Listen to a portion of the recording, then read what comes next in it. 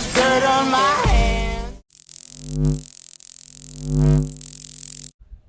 Hello YouTube, Boss Rino. Welcome to my channel. So ito, tawag dito, ito ay mahaba, 20 minutes to. Pero dahil ito ay BIZZAREBUB, titirahin ko to.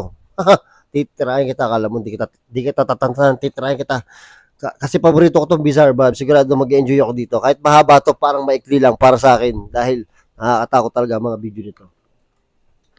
So, tirahin natin to. Shoutout tayo mamaya ng kaunti. Okay, so yun, sana matakot tayo dito at try natin ito bago pa tirahin ng iba. Camera shows a couple sleeping inside their bedroom when something extremely creepy happens. On June 19 of 2022, user Chubby Gooby and her husband had caught footage of something that, according to them, words cannot explain. Chubby writes, "I feel incredibly uncomfortable posting this because I feel like it could be uncomfortable for many people, but I strongly feel it's important to show what has been happening in our home." It goes without saying, but this video has left them terrified. This is what they caught. Eto na. Hello everyone, this is our experience on June 19th, 2022. I would like to thank you all for your continued support during this difficult time.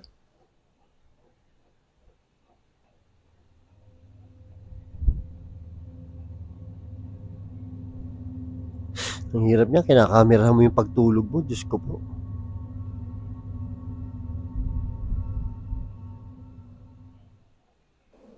Boom! Bumukas yung pinto.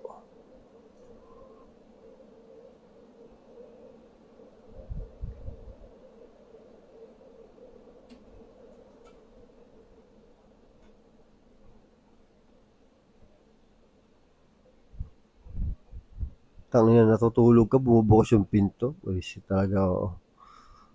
Alam naman, ipadlock mo pa yan, puta, para lang hindi ka multuhin. I was fully asleep at this point and I was trying to wake up. Ay, puta, nasa loob na. Putang inang pulto to. Walang yung multo to. Walang yung multo to. Pumasok, binagbukas pa ng pinto para na makapasok lang. Hindi na lang tumagos, hayop.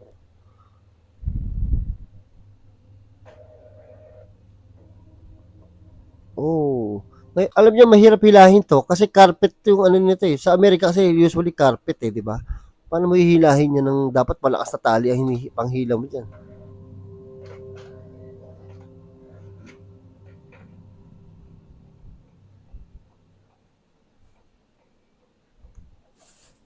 Oh, tang ina mo.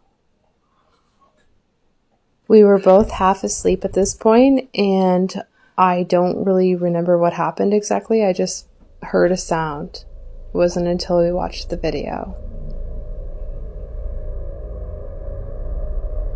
It's almost as though something had entered the room, closed the door behind it, and began to move things around. The couple can't think of anything to explain this, which is why they posted the video. If you guys Ganun talaga yan, pumasok, binuksan ng multo yung panto para makapasok siya, tapos inurong niya yung mga gusto niya iurong. have any actual explanation like that's scientific to why these things are happening to us, that would actually put us at ease. I have had a few experiences at my house before this one, but nothing to this extent. So, I don't know. I think it might be following me. Naku po, yan ang pinakamahirap dyan. Unfortunately, posting the video has made them feel even more unsettled, as many viewers suggest that they should leave the house immediately. They believe Ang problema nga kahit siya lumipat, sumusunod sa kanila, yan ang mahirap. that an evil presence has made itself known. Although it's not sure what exactly is haunting the couple, many believe that the house isn't safe to be in. But of course, what do you think? What exactly is going on in this clip? There has yet to be a definitive answer to this question. Hindi talaga ako maka-get over doon sa nagbukas pa ng pinto yung pinto para talaga para talaga makapasok sa loob ng Diba? Pwede mo siya tumagos eh. Jerry Bruce is a father who loves spending time with his children. If you hop over to his channel, you'll find that most of his videos have a wholesome quality to them. However, out of all the videos on there, two in particular stand out from the rest. These two videos are different in that they show something that doesn't fit with the family-friendly content of this channel. If anything, Naku they po. seem to have come Eto from na, bata. a horror movie, one that is based on a family terrorized by paranormal activity. As it turns out though, that's exactly the case here. Jerry has been encountering strange occurrences in his home that seem to be paranormal in nature. On May 26 of 2009, he is suddenly woken up by a strange noise inside his living room. He immediately grabs his phone and begins to record. Jerry writes, "I have never seen anything like this. My wife and I were awakened by the sound of a door closing. This video is all I got before me and my family left the house." This is what he caught. Tangina, kinakabahan ako ah.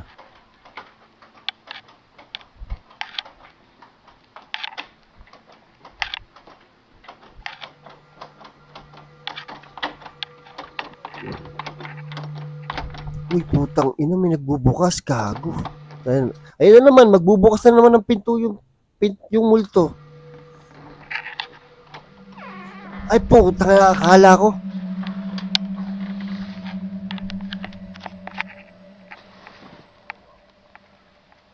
Yan ang malupit. Tokador pala yun. Akala ko labas na. Gusto mo ilaw, gagi?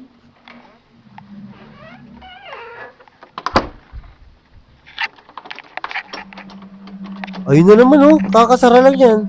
Oh, lock. Uy. Gago, nakakatakot to. Oh, gago, ayaw tumigil. I don't know if everybody can see this, and I've done it. Strangely, the handle on the other side of the door is being turned as though someone inside were doing this. But, as shown in the video, no one is in there. An encounter like this would definitely spook anyone. But then again, there are some who might write this off as being caused by a draft entering the handle's lock. Although it isn't sure if that's the case, it's the second video that seemingly dispels this notion. On July 11 of 2009, Jerry's recording his son when all of a sudden, something really creepy happens. Take a look.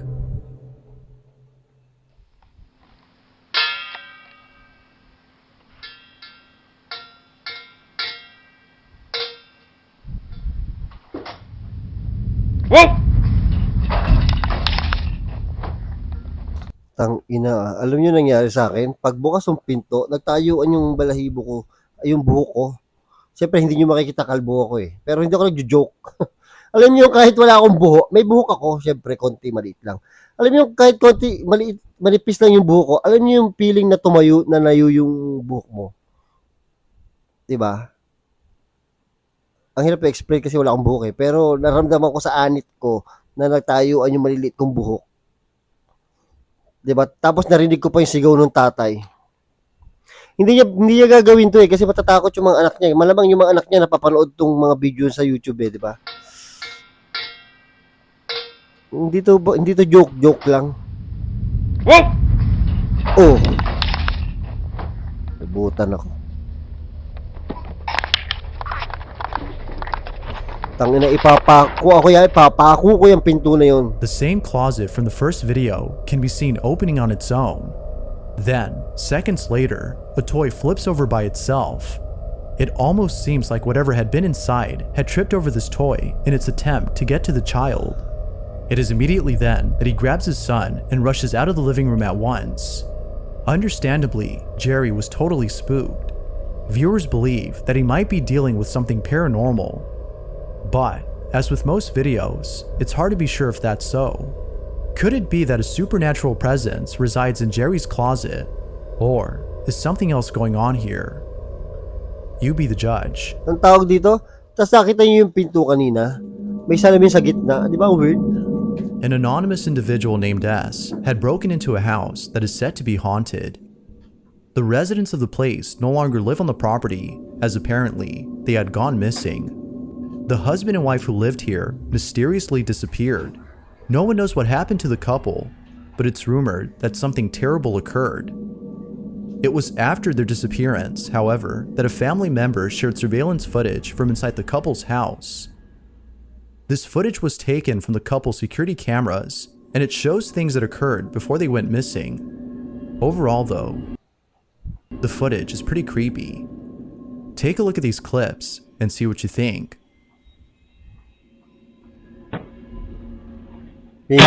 Puta. Pinto na naman, Diyos ko. Wala. Pucha.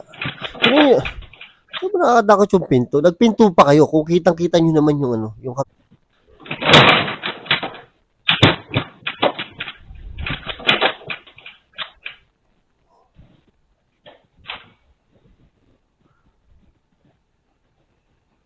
tangin ng pinto kasi yan, nakakatakot eh.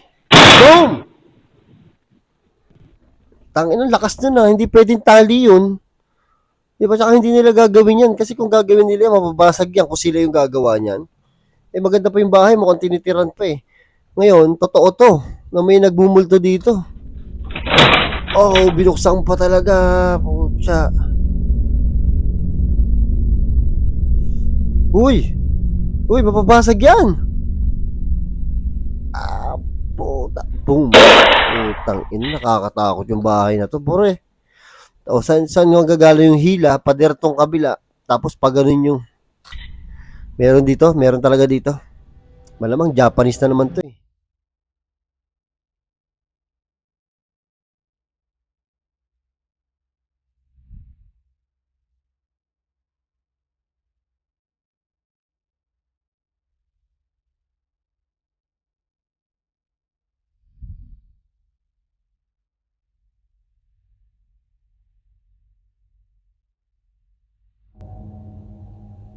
Tang ina.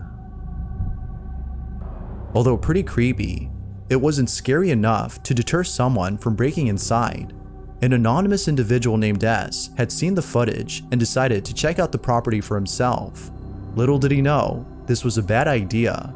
He breaks into the property by entering through a window on the second floor. He goes in and immediately feels uneasy. This is what he caught. Puta, ito may hindi pa tapos. Parang ano eh, parang malakas yung nandito eh. Parang galit eh, no? Tang ina, huwag kang magpapakita, magpagalaw ka lang ng mga gamit ha. Huwag kang magpapakita. Huwag kang magpapakita, puta. Huwag kang magpapakita.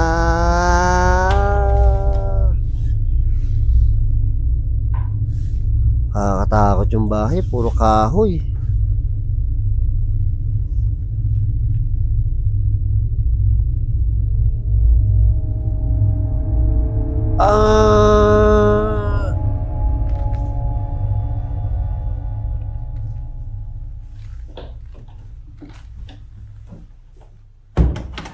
Shit.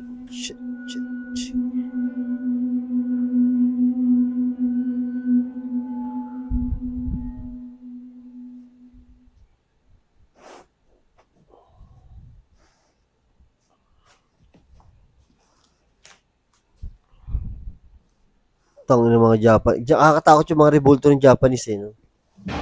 Boom! Tangin ano, binatukan ka? Nabitawan niya yung camera sa kaba niya, no? Nakakabahan din siya eh.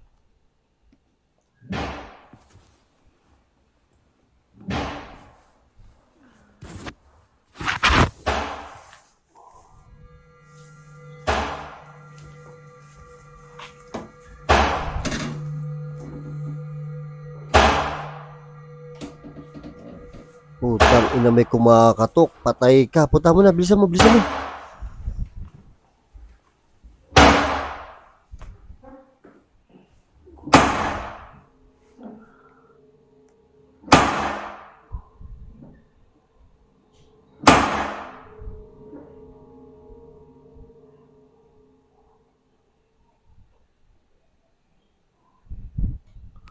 Shit, nakakatakot to. Ano yan? Ano yan? Huwag ka magpapakita, puta. Magpaano ka lang, magparinig ka lang. Kumato ka lang dyan, huwag ka magpapakita.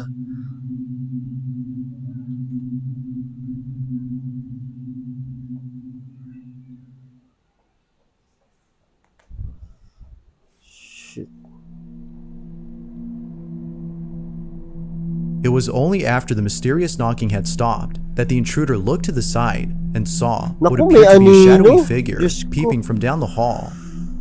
It seems to be observing him before creeping away from sight. Patay. Not sure if he was just seeing things, he walks over to where the figure was seen, but eerily finds nothing there. Now, it wasn't until posting this video that viewers had noticed something odd about the figure. After being spotted by the intruder, it moves in such a way that seems very unnatural. It almost appears to be floating or even sliding away from view. Just like the surveillance footage from earlier, viewers find this video baffling. But there has yet to be more footage posted. Until then, we'll have to base our judgment on the evidence currently in hand. Doubtless, this video is pretty spooky. For the full video and story Fourth wall, no? Maganda din mga video ng fourth wall eh. Oh. on this mystery, you can check out the channel Fourth Wall, where other paranormal videos can be found.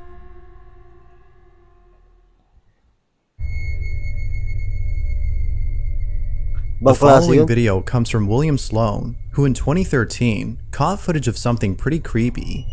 Before capturing this footage, however, William had played with the Ouija board inside his house. The reason for using the board wasn't just to play with it, but rather to ask questions to the ghost that is haunting his home. According to William, there have been strange happenings in his house, and he wanted to find out who or what was responsible for these odd occurrences. Fortunately, it was through the Ouija board that he found out the name of the ghost. It calls itself James and claims to be responsible for the strange activity in his house. But then one night, while in his living room, Takot ako dyan sa rocking chair. Takot ako sa rocking chair.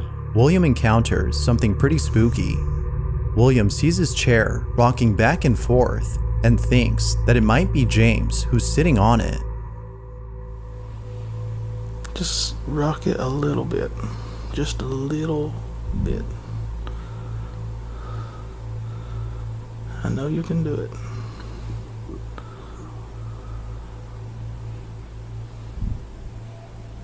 Come on. William is clearly unnerved, but it's the following video, which was taken a month later, that captures something really freaky. Gumalaw siya konting-konti lang, no, yung rocking chair. William is alone at home when the following happens. Okay, a few minutes ago, I was sitting on the couch over there, and I was just watching TV and on Facebook as usual, and I don't know where Baxter is. Right there. Baxter was sitting next to me on the couch, and Hazel, boom, this girl, was way back here in the hall. Okay? And all of a sudden, these vertical blinds they rattled by themselves. Naka po. Like patay somebody ka just dyan. walked into them.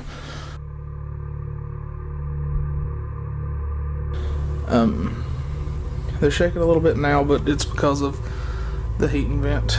It's adjacent, and they always sway a little bit. Or Baxter, you know, he hangs out and he moves them. But we're going to try to get it to happen again. James, if you're here, move those blinds again, because that was really good.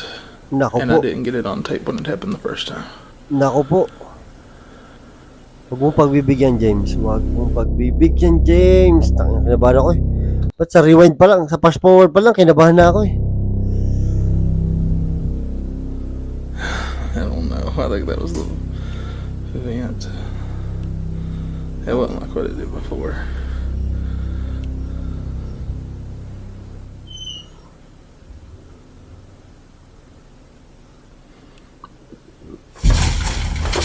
Putang ina mo, gago. Gago, ano yun na, parang isang ganun talaga. Hindi siya yung tipong may himila. Oh? Oh, Diba? Kasi kung may humili yan, makikita mo pahila eh. Parang pag gano'n, ginanon yung... Oh my God, James.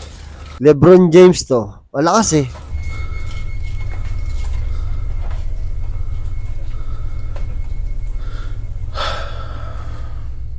Takot yung Like ganun. most viewers, William doesn't know what to make of this, except that it might have been James.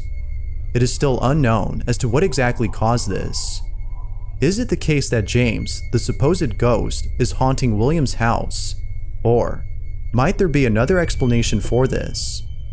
Once again, what do you think? Grabe si James. Feel free to share your thoughts down below. Grabe si LeBron. Nagpaparamdam If si you caught LeBron. something Number 1 na tayo. This next video comes from Nathan Hughes, who not only enjoys being an actor and a photographer, but also a dog owner. One day, while sitting at home, Nathan notices one of his dogs acting strange. Molly, who was resting on the couch, began to tremble as though she were seeing something incredibly frightening. Being a lover of dogs, he was deeply unsettled by Molly's behavior. If only he had known what she was seeing. This is the video he took. Mhm. Molly, do you want a Puta, biscuit? takot na takot to. Molly. Nakakatakot to. May tinitingnan talaga oh. What's wrong? What are you looking at? What is it? Uy, tangina, parang may lumakad dun ah. Parang may lumakad dun ah. Molly? What is it? Are you okay? What is it? Eat your biscuit. Tamo, ayaw kumain oh. No? What are you looking at? What are you looking at? Dandahan, dandahan. Puta, kinabahan ako sa coat. Kapi pa. Why would you eat your biscuit? It's okay. There's your biscuit.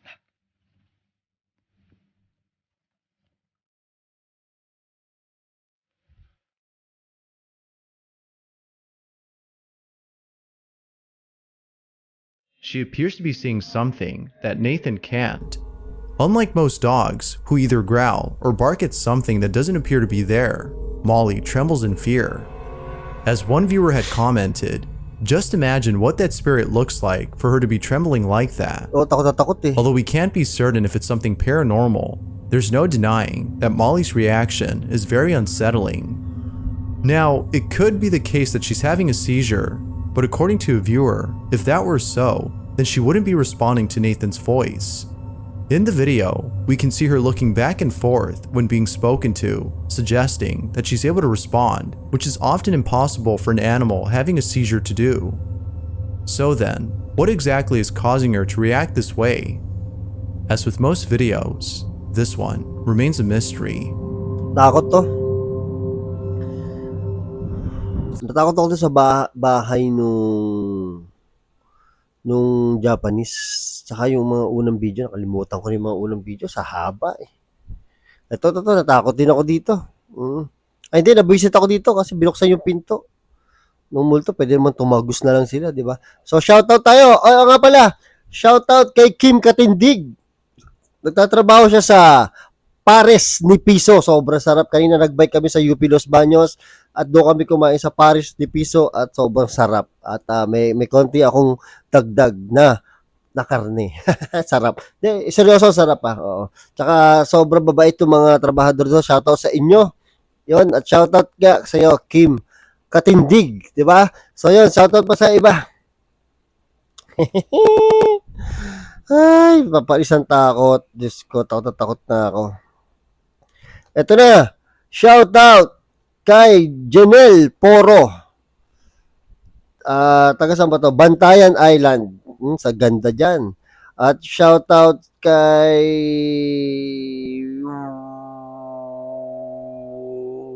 Gerald Salaspe ng Antipolo. Shoutout kay Roger Galicia ng Bulacan. At shoutout kay Kendall XX ng Majin Radam. Ayun, at shoutout kay Majin Radam. At shoutout kay Ma'am Grespe. At shoutout kay last one.